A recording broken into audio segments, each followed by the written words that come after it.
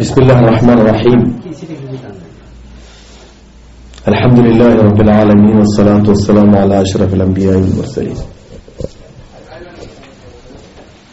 அன்பார்ந்த சகோதர சகோதரிகளே, இளைஞர்களே,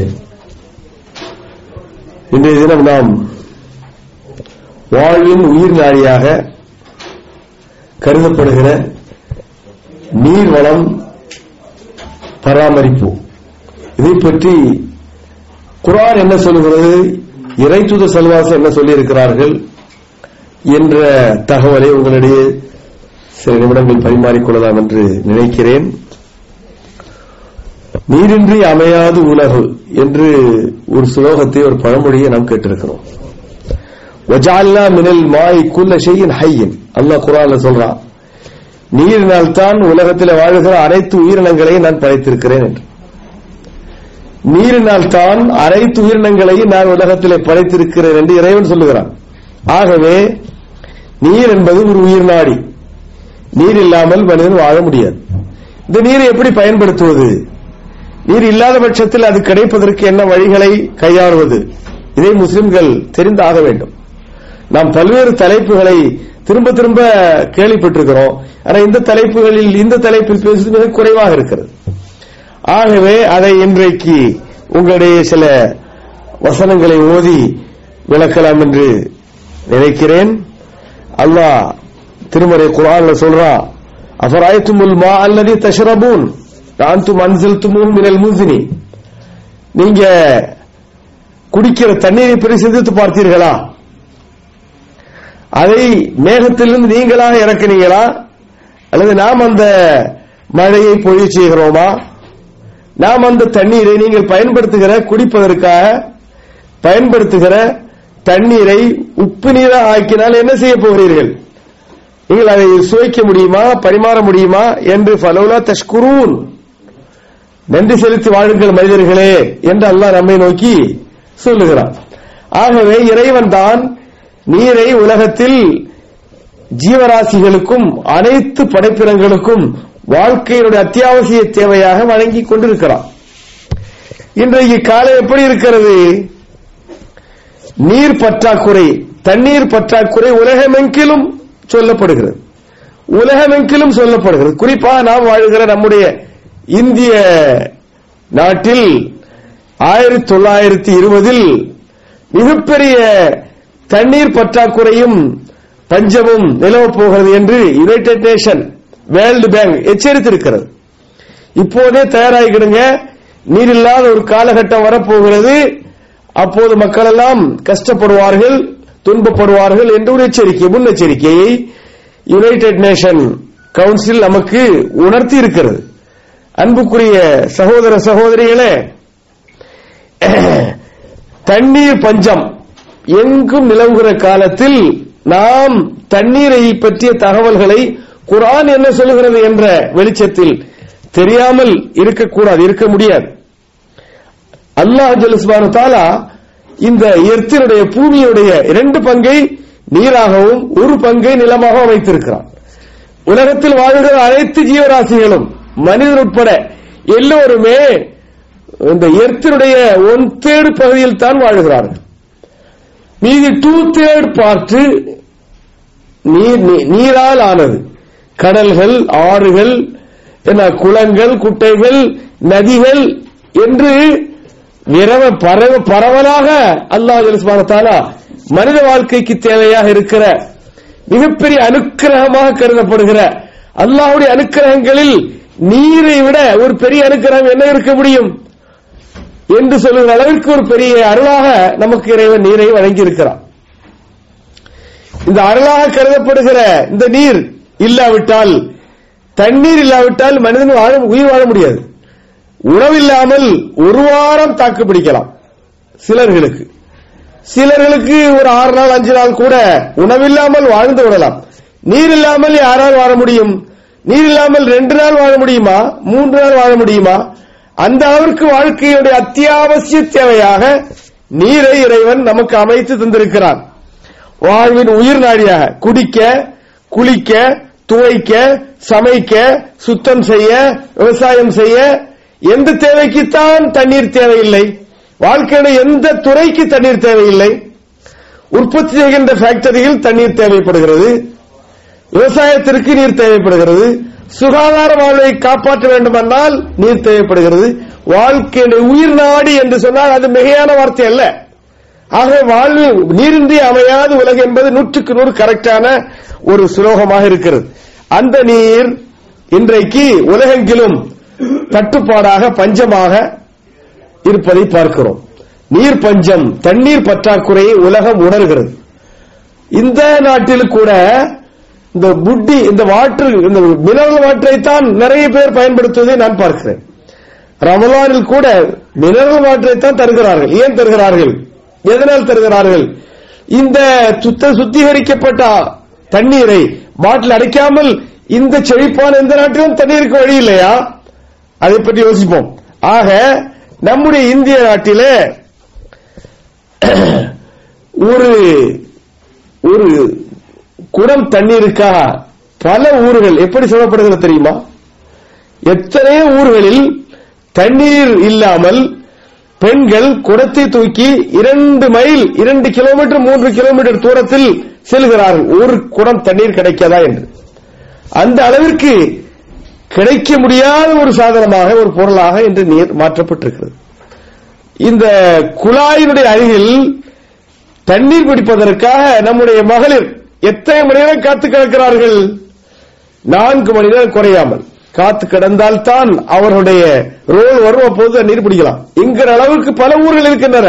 நம்முடைய சகோதரர்கள் வாழ்கிற இந்தியாவில் உள்ள நிலையை நான் சொல்லுகிறேன். 2-3 மைல் கிலோமீட்டர் தூரத்தில் நடந்து செல்வது மட்டுமல்ல, நீர் பிடிப்பதற்காக 4 மணி நேரத்தை 3 மணி நேரத்தை ஒரு பெண் ஒரு குடம் தண்ணீருக்காக பயன்படுத்த வேண்டிய நிலையில் நாம் இன்றைக்கு இருக்கிறோம். ஒரு சில நேரங்களில் என்ன, அந்த குடம் அடுக்கி வைக்கப்பட்டிருக்கிறோம், குழாய் அருகில் இருந்து அடுக்கி வைக்கப்பட்டிருக்கிற குடங்களுடைய எண்ணிக்கை ஒரு சில நேரங்களில் 1/4 கிலோமீட்டர் தூரத்தில் அடுக்கி வைக்கப்பட்டிருப்பதை கூட பார்க்க முடிகிறது. அப்ப எத்தனை மணி நேரம் ஸ்பெண்ட் பண்ணா இந்த ஒரு குடம் தண்ணீரை நம்மால் பிடிக்க முடியும்? ஆகவே இந்த மாதிரியான அத்தியாவசிய தேவையாக இருக்கிற இந்த தண்ணீரை இறக்கியவன் யார்? எதற்காக இருக்கிறான்? எப்படி பயன்படுத்த வேண்டும்? நீர் பஞ்சம் ஏற்பட்டால் என்ன செய்ய வேண்டும் என்பதை பற்றி முஸ்லிம்களில் பலர்கள் தெரியாமல் இருக்கிறார்கள். தொழுகையாளிகளாக ஒது செய்ய வருகிறார்கள் வரையிலும். ஒது என்பது தொழுகையினுடைய கட்டாய கடமையான ஒரு ஷர்த், நிபந்தனை. இந்த ஒது செய்யும் போது கூட ஒரு சுன்னத்திற்காக அல்லது ஒரு ஒதுவுடைய தேவையை பூர்த்தி செய்வதற்காக எத்தனை தவறுகளை இந்த ஒதுவில் நாம் செய்கிறோம். நீர் பயன்பாட்டில் ஒரு குளிப்பதனுடைய தண்ணீரை உது செய்வதற்காக பயன்படுத்துவது கூடுமா? உது செய்வதற்காக ஒரு முஸ்லிம் உதுவுடைய இடத்தில் சென்று ஒரு குடம் தண்ணீரை, ஒரு பக்கெட் தண்ணீரை திறந்து விட்டு அடங்காமல் இருக்கிறார். இங்கே கேள்வி கேட்பதற்கு அருமை இல்லை, அரசாங்கம் கண்டுகொள்ளவில்லை என்றாலும் அல்லாஹ் பார்த்துக் கொண்டிருக்கிறானே, வீண்வரையும் கூடாது என்று நம்மை தடுத்திருக்கிறானே. கடல் அருகில் இருந்தால் கூட, கடலுடைய அருகில் இருந்தால் கூட தேவைக்கு பயன்படுத்து என்று நபிகள் நாயகம் ஸல்லல்லாஹு அலைஹி வஸல்லம் சொன்ன ஹதீஸ் இப்னு மாஜாவில் பதிவு செய்யப்பட்டிருக்கு. லா துஸ்ரிஃபில் மா வலவ் குந்த பிஜானிபில் பஹர். வீண்வரையும் கடலில் சென்று நான் கொஞ்சம் கூடுதலாக என்னுடைய முகத்தை கழுவினால், என்னுடைய கைகால்களை கழுவினால் கடலில் குறைந்து விடுமா? ஒருபோது இல்லை.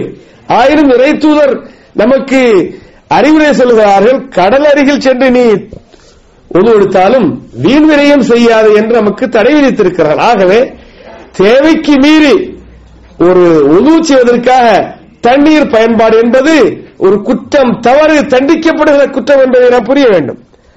என்ன நபிகள் நாயகம் அல்லாஹ் குர்ஆன்ல கேட்கிறார், குல் இன் அஸ்பஹ மாவுக்கும் கௌரன் ஃபமன் யத்திக்கும் பிமாயின் மயின். அல்லாஹ் நீரை வற்றுவதற்காக ஏற்பாடு செய்தால், நீர் இல்லாத ஒரு நிலை ஏற்படுத்தினால் அப்படித்தான் இருக்கிறது. வயல்வெளிகள் எல்லாம் வெடித்து காணப்படுகின்றன. தண்ணீர் செழிப்பான ஊரில் கூட பல லிட்டர், ஆயிரக்கணக்கான லட்சக்கணக்கான லிட்டர் தண்ணீர் கிடைத்த ஊற்றுகள், குளங்கள், கிணறுகள் வற்றி வறண்டு காணப்படுகின்றன. ஆகவே தண்ணீர் பஞ்சம் நாடெங்கிலும் நிலவுகிறது, உலகெங்கிலும் பிரச்சனையாகவே மாறி இருக்கிறது. பல நாடுகளுக்கு ஐக்கிய நாடு சபைகள் எச்சரித்துள்ளன. அதில் இந்தியா ஒரு நாடு. 2020 2010 வாழ்கிறோம். இன்னும் 10 ஆண்டுகள் கழிந்தால் தண்ணீர் பற்றாக்குறையால் இந்தியா சிரமப்பட வேண்டி வரும் என்கிறார்கள். ஆகவே இந்த தண்ணீரை நாம் எப்படி பயன்படுத்த வேண்டும்?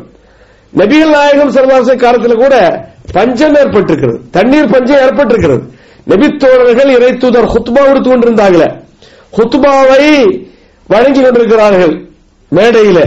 ஒரு நபியினுடைய தோழர்கள் ஒருவர் எழுந்து வந்து, நபியே பஞ்சம், மிருகங்களுக்கெல்லாம் குடிப்பதற்கு தண்ணீர் இல்ல, எங்களுக்கு குடிக்கிறதுக்கு தண்ணீர் இல்ல, குளிப்பதற்கு தண்ணீர் இல்ல, கஷ்டப்படுறோம், அல்லாஹ்விடத்தில் துஆ செய்யுங்க என்று பிரார்த்தனை செய்வதற்காக இறைத்தூதரிடத்தில் கோரிக்கை வைக்கிறார்கள்.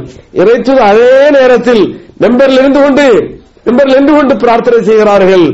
மழை கொட்டு கொட்டு என்று கொட்டுகிறது. பிரார்த்தனை அங்கீகரிக்கப்பட்டது. இறைத்தூதர் கேட்டவுடனே கிடைத்து விடுகிறது. அதனால நபித்தோழர், அதே நபித்தோழர் ஒரு வாரம் கழிந்து அதே வெள்ளிக்கிழமை வந்து, நபியே மழை பெருகி அதிகமாகி நாங்க அவஸ்தைப்படுறோம், மழையை நிப்பாட்டுவதற்கு அல்லாஹ்ட்ட பிரார்த்தனை செய்யுங்க. முதல்ல கேட்டதுக்கு எதிரான கேள்வி. இறைத்தூதர் ஸல்லல்லாஹு அலைஹி வஸல்லம் அவர்கள் பிரார்த்தனை, இது நம்ம எல்லாரும் பலவர்கள் கேட்ட தகவல். பிரார்த்தனை செய்கிறார்கள், இறைவா அலல் ஆஜா அலல் ஜிபாலி வல் அகாம், மழையை நிறுத்து என்று சொல்லல. ஃபிளட்ல பாகிஸ்தானில் எத்தனை மக்கள் அவஸ்தைப்படுகிறார்கள். தண்ணீரை அளவுக்கு மீறி தருவதும் சோதனை, தண்ணீரை பற்றாக்குறையாக இறைவன் நமக்கு தேவைக்கு குறைவாக தருவதும் சோதனை. இந்த சோதனைகளில் எல்லாம் நாம் வெற்றி பெற வேண்டும். இறைத்தூதர் ஸல்லல்லாஹு அலைஹி வஸல்லம் பிரார்த்தனை செய்கிறார்கள், ஒரு வார காலம் கண்டினியூவாக ஹெவி ரெயின், இதனால் மக்கள் பாதிக்கப்பட்டு மழையினுடைய அந்த கொடூரத்தை குறைப்பதற்கு இறைத்தூதரிடத்தில் பிரார்த்தனை செய்ய சொன்னார்கள். இறைத்தூதர் பிரார்த்தனை செய்கிறார்கள், இறைவா மழையை நிறுத்திவிடு என்றல்ல, இறைவா எங்களுக்கு போதுமான அளவிற்கு போதும். ஆகவே நீ மலை மேடுகளில், குன்றுகளில், வனங்களில், மிருகங்கள் கால்நடைகள் வாழுகிற பகுதிகளில் நீ அதிக மழையை பெய்ய செய், எங்களுக்கு நிறுத்தி இறங்குறாங்க மழை என்றது. ஆகவே தண்ணீர் பற்றாக்குறை என்பது மனிதனுடைய வாழ்க்கையில் வருகிற ஒரு நிகழ்வுதான். ஆயினும் இந்த காலத்தில் ஏற்பட்டிருக்கிற தண்ணீர் பற்றாக்குறை அது சரிகாண முடியாத அளவிற்கு, அதற்கு ஒரு மாற்று தீர்வு காண முடியாத அளவிற்கு பற்றாக்குறை நிலவுகிறது. இறைத்தூதர் ஸல்லல்லாஹு அலைஹி வஸல்லம் அவர்களைப் போல பிரார்த்தனை செய்தால் உடனே அங்கீகரிக்கப்பட்டு மழை பெய்ய வைக்கிற தகுதி உள்ள தக்வாதாரிகள் இல்லாமல் இருக்கிறார்கள். இதனால் மழை தொழுகை தொழுதால் கூட மழை பெய்வது அரிதாக இருக்கிறது. தொழுதால் கண்டிப்பாக மழை பெய்யும். மழை பெய்வதற்கு என்ன தீர்வு என்பதை இஸ்லாம் சொல்லி தந்திருக்கிறது, அதை நாம் தெரிய வேண்டும் என்பதற்காக சொல்கிறேன். இன்றைக்கு தண்ணீர் பற்றாக்குறையால் பால் வாங்குற காசை கொடுத்து தண்ணீரை வாங்க வேண்டி இருக்கிறது. பால் 1 லிட்டர் பாலுக்கு எத்தனை ரூபாயோ அந்த ரூபாயுடைய அளவிற்கு இன்று 1 லிட்டர் தண்ணீருக்கும் காசு கொடுத்து வாங்க வேண்டிய நிலைமை மாறி இருக்கிறது. இதனால் வேடிக்கையாக சொல்வார்கள் ஒப்பேக் நாடு என்று. ஒப்பேக் என்றால் organisation of petroleum exporting countries, இதான ஒப்பேக். அதை அப்படியே சொல்லுங்க, ஆனா பெட்ரோலியத்தை தண்ணீர் ஆக்கிருங்க. ஒவேக் கண்ட்ரீஸ் என்று ஒரு நாடுகள் வெகு விரைவில் வரப்போகிறது. Organisation of water exporting countries என்கிற அளவிற்கு வாட்டரை, தண்ணீரை விலைக்கு விற்று பணம் காசு சம்பாதிக்கிற ஒரு நிலை வெகு விரைவில் வரப்போகும் என்று பத்திரிகைகள் அன்று ஜோக்காக எழுதினார்கள். ஆகவே அன்புக்குரிய சகோதர சகோதரிகளே, தண்ணீர் என்பது அல்லாஹ்வுடைய மிகப்பெரிய அருட்பேறு, வாழ்க்கையுடைய அடிப்படை ஆதாரங்களில் ஒன்று.